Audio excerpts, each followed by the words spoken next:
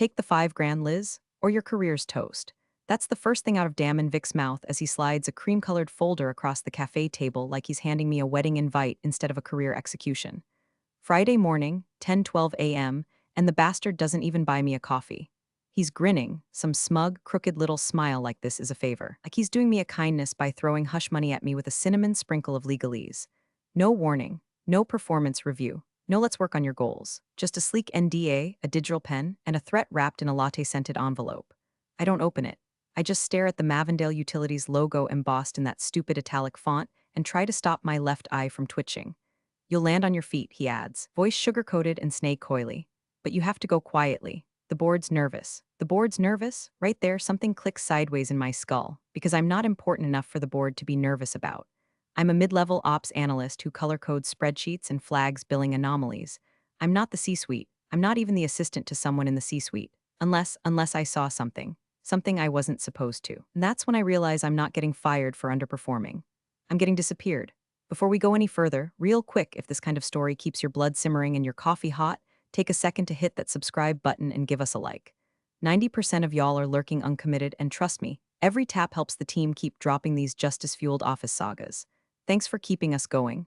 Now back to Damon. He's still talking. Something about industry relationships and graceful exits. I let him run his mouth because I need the audio for memory, like setting a mental camcorder on his stupidity. Look, he says, lowering his voice like we're in on a secret. Sign it this weekend. Walk away clean. But if you fight this, well, let's just say people talk in this field. People talk. That's the threat, subtle as a shovel to the back of the head. I flip the folder open, finally, and scan the top line. Severance agreement, full and final release of claims. $5,000. That's how much my silence is worth to Mavendale Utilities. Clause 4 catches my eye like a jagged nail on silk. Recipient agrees not to disclose any company operations, audits, financials, or correspondences to municipal, state, or regulatory bodies. Oh, hell no. He sees me reading and adds, don't worry, legal's already reviewed it. Translation, we spent a lot of money making sure this paper buries you 6 feet under. I close the folder. What exactly am I being let go for? I ask, keeping my voice as flat as a microwave beep. Restructuring, he lies, blinking too fast. You know how it is, budget flow shifts, organizational priorities, strategic realignment, budget flow shifts? I say just to watch him squirm. His nostrils flare. He wasn't expecting me to press. 'Cause here's the thing.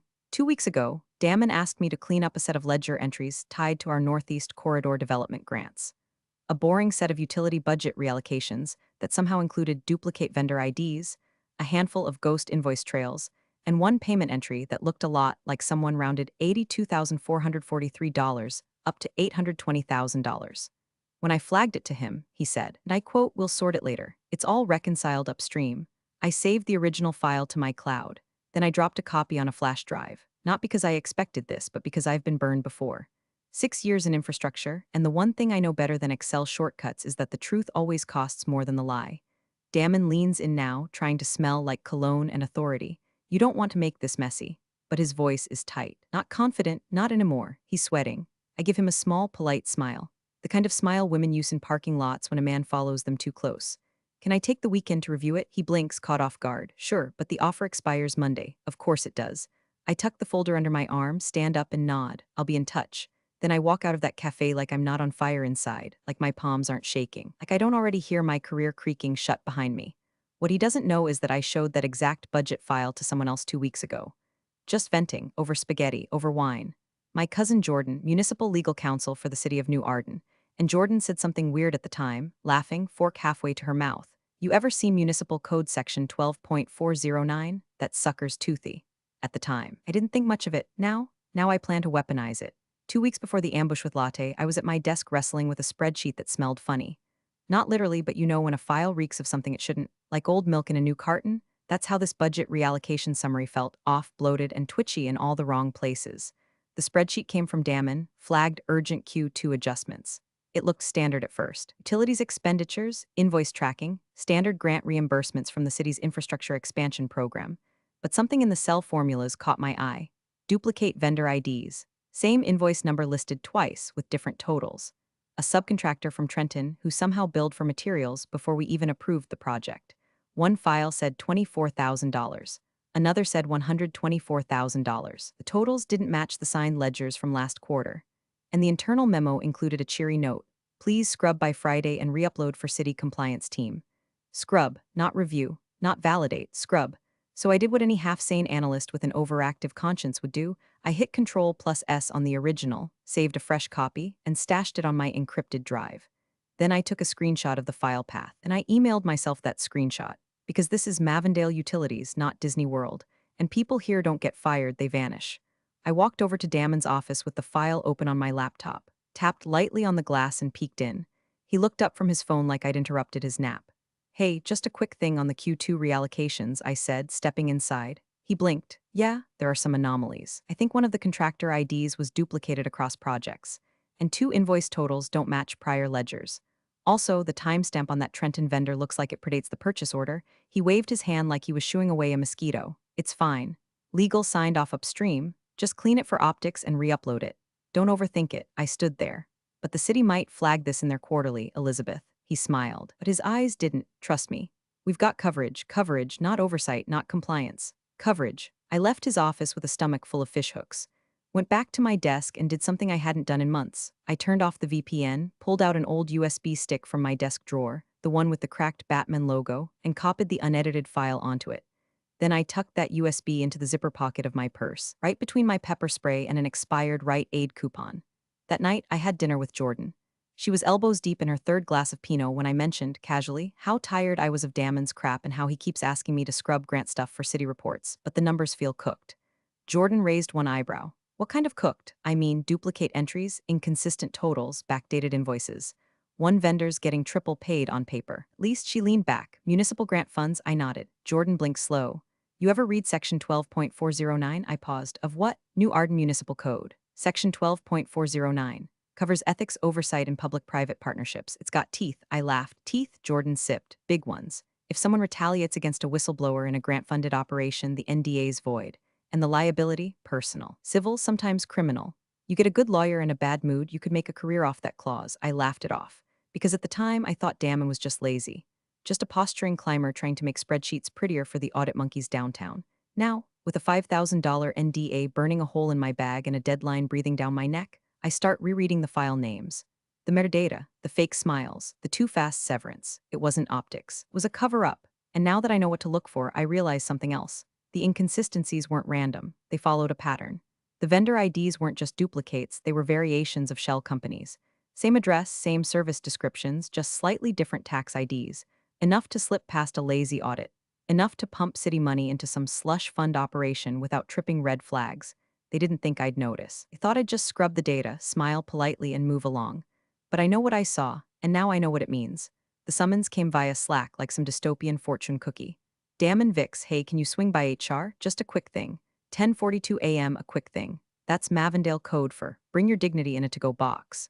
I stared at the message for a full minute, watching that blinking cursor mock me like it had front row seats to my funeral. Then I stood up, smoothed down my cardigan, black, the color of corporate grief, and made the quiet walk to HR like I was heading to my own execution.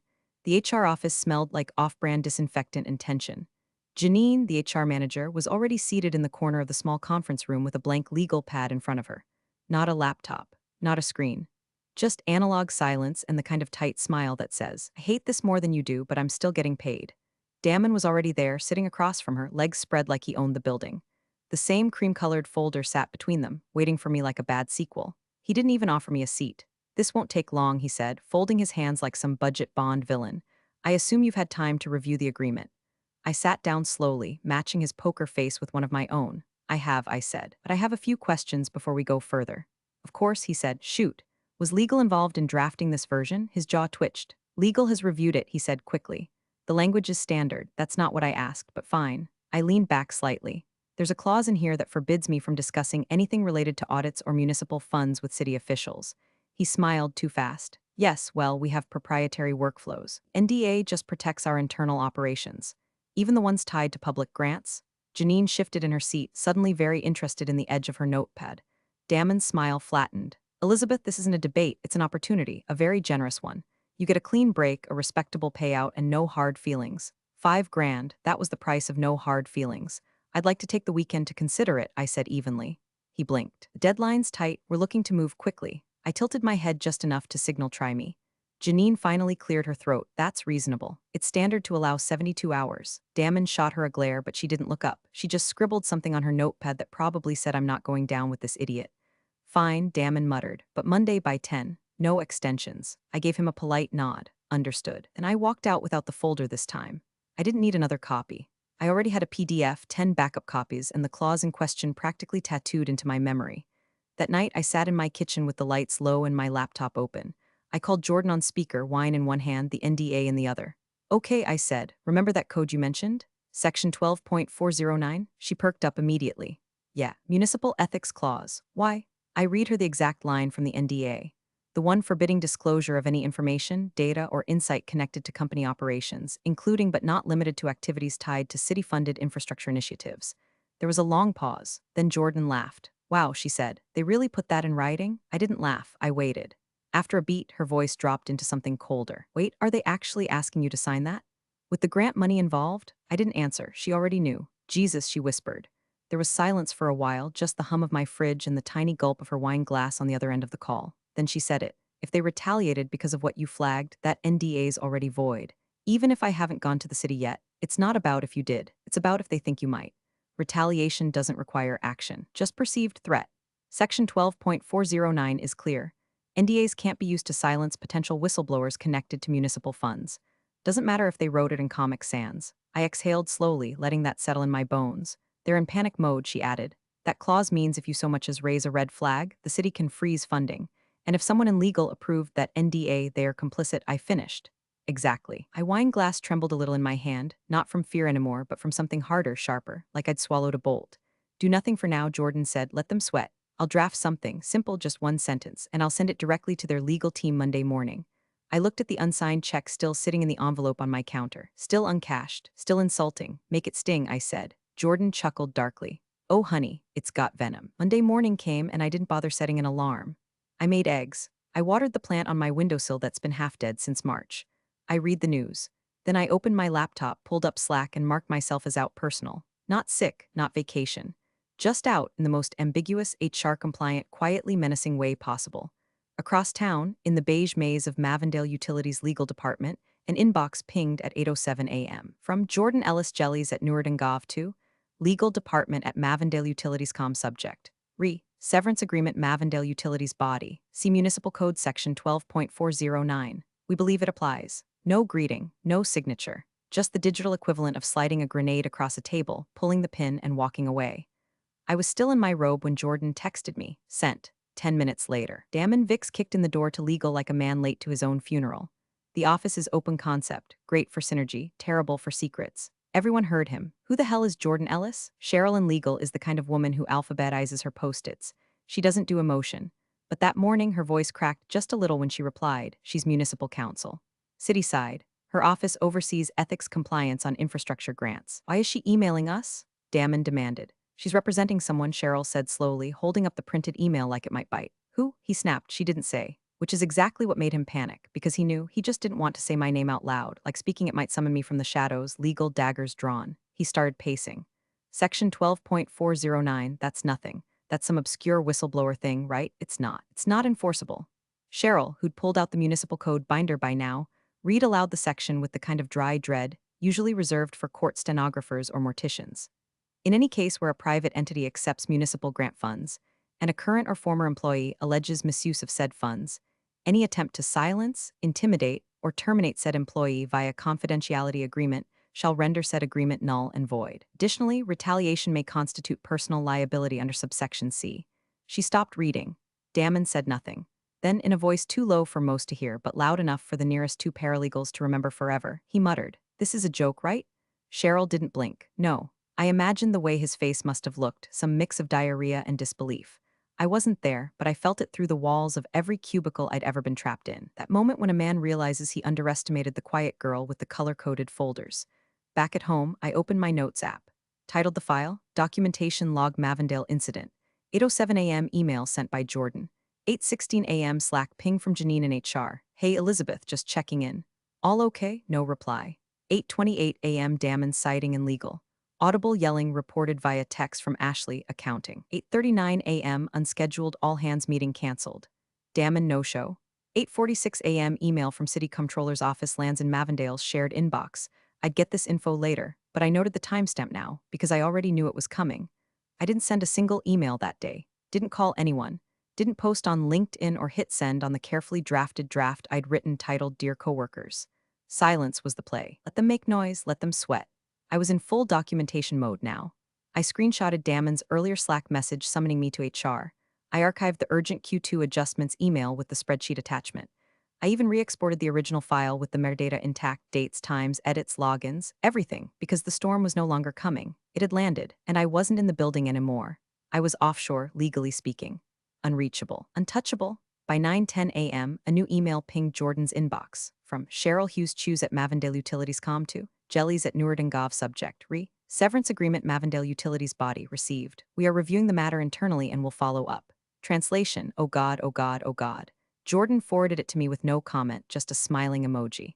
I replied with a single word, documented. The rest of the day, I read a book, folded some laundry, took a nap, and every so often I imagined Damon staring at that severance agreement like it had just grown fangs and bit him on the throat.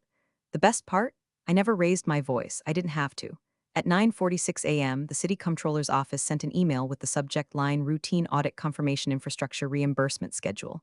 No fanfare. No bold red font. Just a quiet little hand grenade, dressed in municipal gray. To the untrained eye, it looked like your average bureaucratic footsie. To anyone who's ever lived through a compliance bloodbath, it was the starter pistol.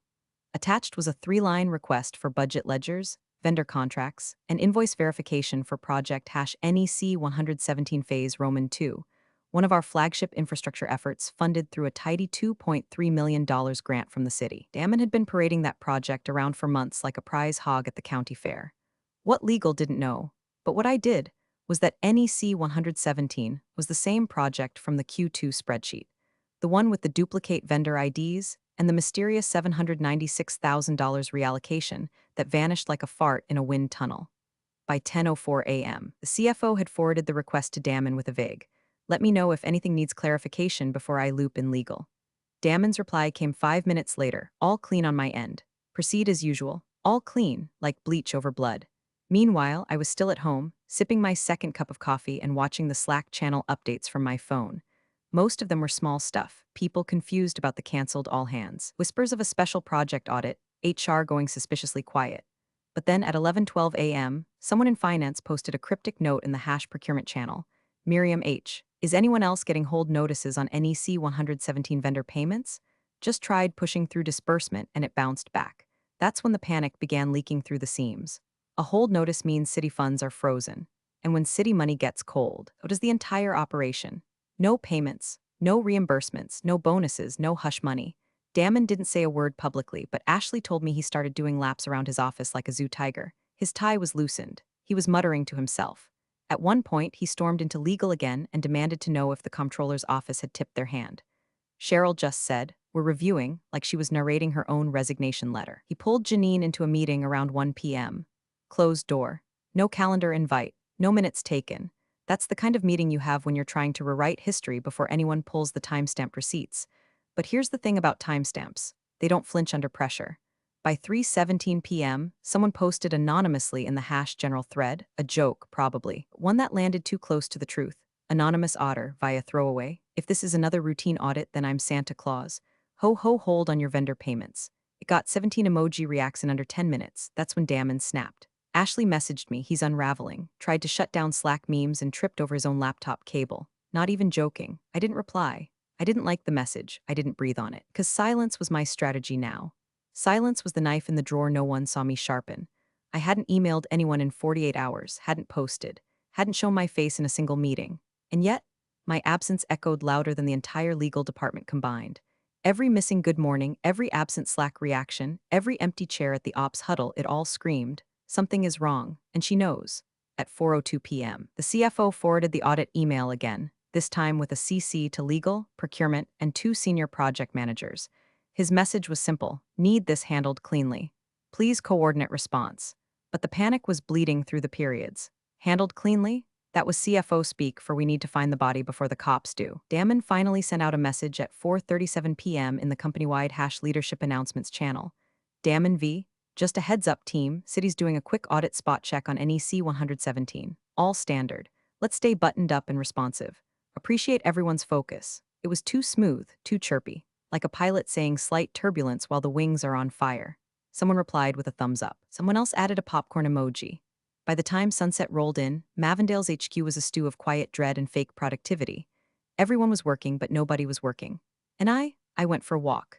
Down the same street where Damon once cornered me outside a staff mixer and told me I had CFO energy, but not quite the wardrobe for it. That same man was now tripping over his own cover story while I, quiet, composed, unbothered, watched the pieces tilt toward collapse.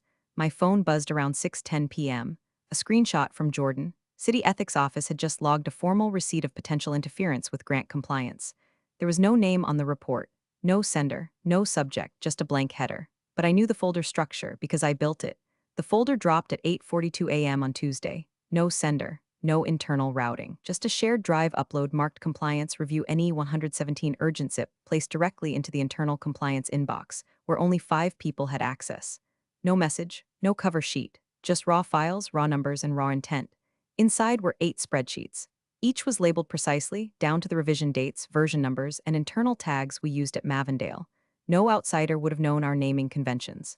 Hell, half the people in procurement couldn't even remember which suffix meant approved versus pending. But the structure? Oh, the structure was unmistakably mine. Tabs labeled master ledger, audit trail, source invoices, vendor matching. Even the font was mine.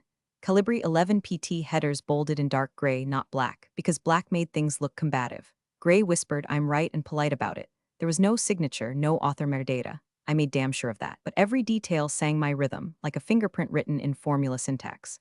Compliance cracked it open and went silent for 38 minutes. Then Cheryl from legal knocked on their door, and whatever was left of Damon's illusion shattered into 100 sticky, flailing lies. Because the spreadsheets didn't just expose the cooked invoices, they showed how they were cooked. Cell edit histories, timestamp discrepancies, manual overrides logged at times when vendors weren't even active, approval fields updated by system admins who'd been on vacation. And in one glorious tab called Q2 Reallocation Adjusted, a buried formula showed $796,000 redirected from equipment services to a shell entity with no matching tax ID in the city registry. They had metadata. They had manipulation logs. They had motive. And nowhere was my name. That was the beauty of it. I didn't send the file. I didn't even touch the upload. But I'd made those templates months ago, shared among our internal audit prep team. And Damon had used them, repurposed them, overwritten them. And now, they were damning him with my own organizational elegance. By 10:12 a.m., legal started its own probe, not out of justice, mind you, but fear. Fear of the city stepping in first, fear of the ethics office digging deeper, fear of clawback clauses, fear of the board. Damon tried to get ahead of it. He pulled Janine and Cheryl into a closed-door clarification meeting and started waving the word miscommunication around like it was a holy shield. She misunderstood her scope, he claimed, voice rising. She's not a compliance officer. She wasn't authorized to dig that deep. Cheryl stared at him like he was vomiting in Latin. She flagged duplicate entries, she said evenly. That's not digging. Damon, that's her job. I'm saying she jumped to conclusions. Interpreted things she didn't fully understand. Did you approve the reallocations? I reviewed them, yes, did you? Authorize them? Silence. Outside the conference room, word had already spread.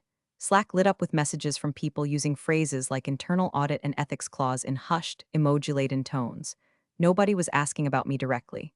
But in the marketing group chat, someone joked, at this rate, Elizabeth's going to come back as CEO. It got 47 reactions. I didn't respond. I didn't even smile because I wasn't scared anymore. I wasn't surviving. I was waiting for them to follow the trail they swore didn't exist, waiting for legal to stumble into the truth like blind mice in a mousetrap showroom, waiting for Damon to realize that every time he hit approve on a falsified invoice, he wasn't just faking numbers, was signing his own resignation letter. And now the signatures were being tallied. I made tea, read a paperback, took a walk. At 3:03 p.m., my phone buzzed, a forwarded email from Jordan. From Cheryl Hughes to City Ethics Office at Newark and Gov subject. Informal inquiry Mavendale Utilities body. We'd like to discuss potential preemptive measures to ensure full cooperation in light of recent developments. Translation, please don't send in the feds. Trying to pretend we still have control. I closed the message and let out a breath I didn't know I'd been holding for 6 years. They had the data, they had the clause, and now they had the burden.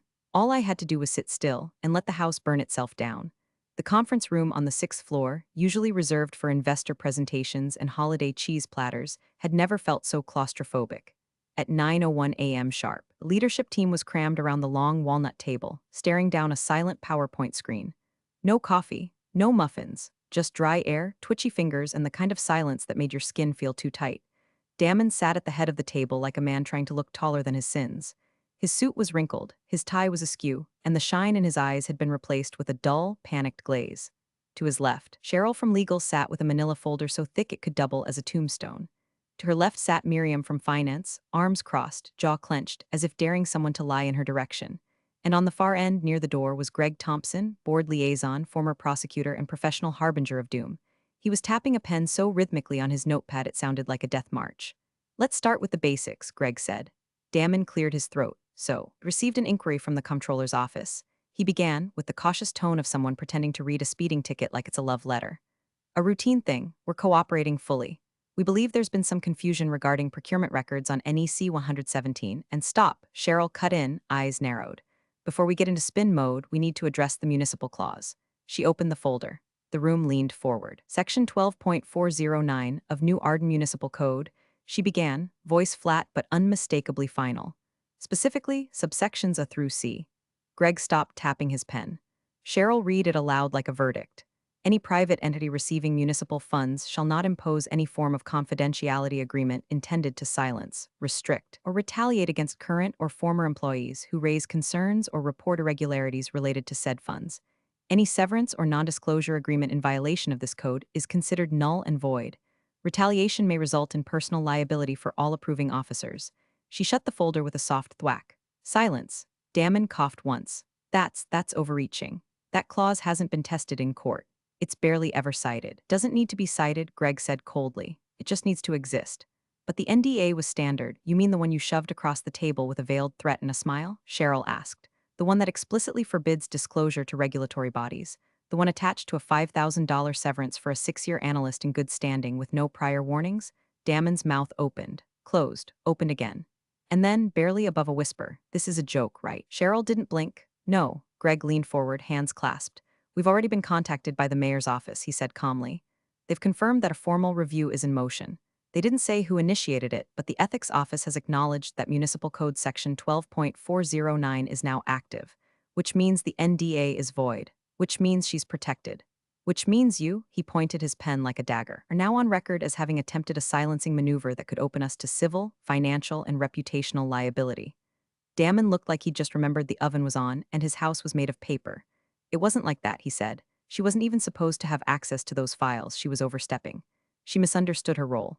Miriam finally spoke. "Did she fabricate anything? What? Did she fake the data? Alter the files? Forge any invoices? No." "But then shut up," she said, "because what you're describing isn't overstepping. It's auditing, and it's what she was hired to do." Greg turned back to Cheryl. "Where are we on internal containment?" "We've begun our own review," she said. "Not because we want to, because we have to. If we don't hand over clean documentation to the city by Friday, they're authorized to freeze all pending grant reimbursements. Not just NEC 117, all of them." Greg nodded grimly. "We'll need to prepare a board statement." Damon shook his head, muttering, "She set us up." Cheryl didn't even dignify it. "No," she said, "she did her job. You just didn't think she had teeth." The room sat still, every executive suddenly very interested in the pattern of the carpet. Greg's phone buzzed on the table. He glanced at it, then stood. "Mayor's liaison will be calling in 20, he said. "Prepare something neutral. No admissions yet, but don't lie. For God's sake, don't spin." He walked out without another word. Damon finally slumped back into his chair, the last inch of his authority crumbling off his shoulders like ash. He looked around the room like a drowning man trying to find a lifeguard in a swimming pool full of lawyers. But no one looked back. Because at that moment, it became undeniably, irreversibly clear. He wasn't the one holding the cards anymore. He was the card. And the deck had just been reshuffled. The email came at 7:42 a.m., subject line, "Checking in, hope you're well." Classic HR passive aggression dressed in wellness jargon. "Hi Elizabeth, hope you're doing okay. Given the recent developments, we'd love to connect briefly and clarify a few things. Would you be available for a quick chat this week? Warm regards, Janine HR." A quick chat. As if all of this could be untangled over chamomile tea and a box of tissues. I read it twice, sipped my coffee, then dropped in the reply I'd already drafted over the weekend. "Hi Janine, at this time, please direct all future communication to my legal counsel. Best, Elizabeth Hart." No warmth. No opening, just surgical coldness and legal insulation. I hit send and felt nothing. Not fear, not satisfaction, just precision. A few hours later, Jordan forwarded me another message, this one with a city email header that read, "New Arden Ethics and Procurement Oversight Council." They wanted to speak, not as investigators, as collaborators. Subject, policy consultation invitation. "Dear Miss Hart, We're reaching out regarding your insight into current procurement workflows within municipal private infrastructure contracts. We understand you may have firsthand experience with the limitations of existing oversight systems. Would you be open to a brief exploratory call regarding temporary consultation during our revision process? I reread it twice. Not only was I being asked to help rewrite the very systems Damon tried to manipulate, I was being asked officially. Documented, respected. I forwarded it to Jordan, then stared at the screen for a minute. Then I smiled. Because this was how power really shifted. Not in slamming doors and shouting matches, but in calm, unshakable redirection. I hadn't just avoided the fall, I'd been asked to help rebuild the scaffolding. By noon, word began circulating through the company that Damon had been placed on administrative leave pending review. Not fired, not yet. They were still clinging to the illusion of due process, like a child insisting the monster in the closet needs a fair trial. But the board was already in motion. Ashley messaged me privately. Just one line, they're calling for a full audit. Like everything, not just NE 117. I didn't reply. What was there to say? The audit was a formality now. The data trail had already collapsed like a rotted bridge, and Damon was standing in the debris holding a hammer and whistling off-key. Inside the company, Slack threads started dying out. People got quiet. The usual banter disappeared. Even the VP of Ops, who once liked a photo of Damon's dog dressed as a traffic cone, removed his profile picture. They were erasing proximity, burning digital bridges before the fire got to them. Meanwhile, the external pressure kept rising. An article appeared in a local watchdog blog titled, Mavendale Missteps, Audit Activity Spikes Around Infrastructure Contract. It didn't name names, but it quoted Section 12.409 directly. Someone in City Hall was leaking breadcrumbs, and every crumb pointed to one thing: a woman who didn't raise her voice, didn't file a lawsuit, didn't crash through the front door in a blaze of drama, just documented, just calculated, just refused to shut up when the system asked her to die quietly. The last message of the day came from Cheryl. Sent to legal, the board, and HR. Subject, timeline request please, compile all communications regarding the NE 117 budget reallocation, including drafts of the severance agreement offered to Elizabeth Hart and notes from all related HR conversations. City Ethics has requested full transparency ahead of their internal advisory onboarding. Translation, they weren't circling the wagons anymore. They were tearing them down for parts. I closed my laptop at 5:12 p.m., poured a glass of wine, and sat on my fire escape watching traffic crawl past the Mavendale Utilities building in the distance. Somewhere in there, Janine was probably panicking. Cheryl was fielding calls from people using words like exposure risk and personal culpability. The CFO was digging through old ledgers, praying he hadn't signed something he didn't understand. And Damon? Damon was sitting at home with his work phone buzzing like a hive of hornets, realizing that every frantic message he sent now made him look guiltier. He'd played chess with a woman he thought was a pawn, and now the board was flipping. Not from rage, not from revenge, but from the simple, steady hand of someone who had receipts. The check was still crisp, still folded exactly how Damon had handed it to me that Friday morning, like it was some generous parting gift and not a gag order printed on money. $5,000. Neat, impersonal. Machine signed, the ink hadn't even faded. It sat in a shadow box frame now, centered on the wall of my new office. The brass plate beneath it read, attempted silencing denied. I didn't hang it out of spite. I hung it because I earned that reminder. Not of what they tried to do to me, but of what I didn't let them do. 2 weeks after the internal fallout began, I was invited to City Hall for a discussion. I walked in through the back, escorted by someone from the ethics office who'd clearly read my entire file. They didn't ask what happened. They already knew. They just wanted to know how I'd handled it so cleanly, so quietly, so professionally lethal. That meeting turned into another, then a proposal, then a formal contract. 1 year renewable. Ethics procurement consultant. Scope of work, identify loopholes, recommend structural protections, assist in rewriting municipal vendor compliance policy to prevent abuse, silencing, or financial sleight of hand. I accepted. My title didn't come with fanfare. There was no press release, no LinkedIn brag, just a signature, a handshake, and a badge that let me into a building full of people who didn't underestimate me. Meanwhile, Mavendale scrambled to save face. The board issued a public statement about leadership realignment and operational review of all grant-backed initiatives. They tried to spin it like a fresh start. But no one was fooled. Internally, Cheryl's emails turned into subpoenas. The CFO disappeared on sabbatical. Janine started wearing flats and walking like her spine was collapsing under NDAs. And Damon's severance package, 6 figures and a 2-year non-compete, was quietly frozen, pending the outcome of a misconduct investigation.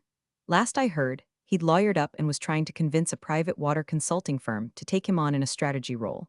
But word travels fast in municipal circles. No one wants to hire the guy whose bad decisions locked up half a city's grant flow. Not when every ethics office from here to Camden has my report on file. Funny thing about trying to bury people, you forget they might be seeds. The last Thursday of the month, I took the long way to my office. Coffee in hand, coat open, wind slicing through downtown like it had business of its own. I turned the corner and slowed my steps just enough to catch a glimpse of the building that used to hold my old life. Mavendale Utilities. Still gray, still proud, still pretending, but something was different. There, outside the front entrance, stood Damon, head down, cardboard box in arms, a tie stuffed into one corner. A plant sticking out the top, wilted. He didn't see me. But I saw him, that shuffling figure who once told me I had no leverage, no support, no chance. The man who smiled like he owned the rules, never realizing I'd already memorized the rulebook. I took a sip of my coffee and kept walking. Didn't stop, didn't wave, didn't speak. Because justice doesn't always arrive with thunder and gavel cracks. Sometimes it shows up with calm paperwork, cold timing, and a clause you thought no one remembered. And sometimes the woman you tried to bury frames the check you offered to shut her up and hangs it in an office paid for by the people you pissed off. That's not revenge. That's compliance. Thanks for watching, you cubicle warriors. Hit that subscribe button. Unless you're my old boss, then you're on your own. Revenge of the coffee pot strikes again.